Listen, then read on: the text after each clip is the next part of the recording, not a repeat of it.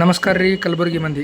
ನಾವು ಇವತ್ತು ಎಲ್ಲ ಬಂದೀವಪ್ಪ ಅಂತಂದ್ರೆ ಬಾಂಬೆ ನಗರದ ಉಲ್ಲಾಸ್ ನಗರ ಹತ್ರ ಬಂದೀವಿ. ಬರ್ರಿ ನೋಡ್ಕೊಂಬರಮ್ಮ ಹೆಂಗದ ಉಲ್ಲಾಸ್ ನಗರ.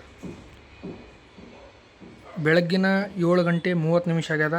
ಇವಾಗರ ಇನ್ನು ಎಲ್ಲ ದುಕಾನ್ಗಳೆಲ್ಲ ಕ್ಲೋಸ್ ಅವ.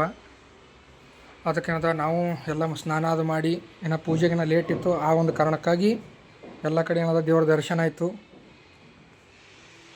ಅದಂತರ ಹೊಂಟೀವಿ. ಎಲ್ಲರ ನೋಡೋಣ ಏನೇನದ ಈ ಒಂದು ನಗರದೊಳಗೆ ಅಂತಂದ್ರೆ ಇಲ್ಲಿ ಹಣ್ಣಿನ ಅಂಗಡಿಗಳು ಚಾಲು ಆದವು. ಇಲ್ಲಿ ಹಣ್ಣುಗಳೆಲ್ಲ ಸಿಗ್ತಾವೆ. ಆದ ನಂತರ ಎಲ್ಲ ದುಕಾನ್ಗಳು ಏನೋ ಭಾಳಷ್ಟು ಏನು ಕ್ಲೋಸ್ ಅದಾವೆ.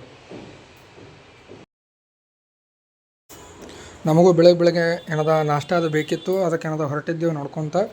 ಬಟ್ ಇಲ್ಲೆಲ್ಲೂ ನಾಷ್ಟಾರೇ ಏನೋ ಓಪನ್ ಆಗಿಲ್ಲ. ಎಲ್ಲ ಬೇಕಲ್ಲ ವಡಾಪಾವ್ ಬರೀ vada pav.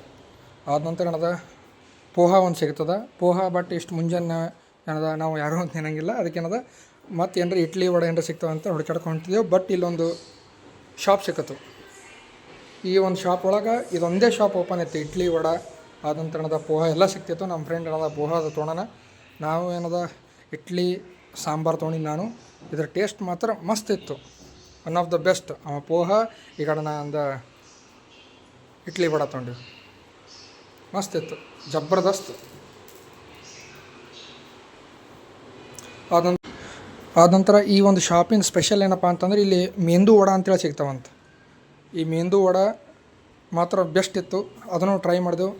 One of the best. ಏನದ ಯಾವುದೋ ಗ್ರೀನ್ ಚಟ್ನಿ ಇತ್ತು. ಆದ ನಂತರ ಏನದ ಹಿಂಡಿದ ಮಿಕ್ಸ್ ಮಾಡಿ ಈ ಮೆಂದು ವಡೆ ಟೇಸ್ಟ್ ಮಾಡಿದೆವು. One of the best medu vada. ಆದ ನಂತರ ಎಲ್ಲ ಎಣ್ಣೆ ಅದು ತಿಂದಿದ್ದೇವಲ್ಲ, ಅದಕ್ಕಿಂತ ಚಾಯ್ಗೆ ಕೊಡೋದು ಈ ವ್ಲಾಗ್ ಇಲ್ಲಿಗೆ ಏನದ.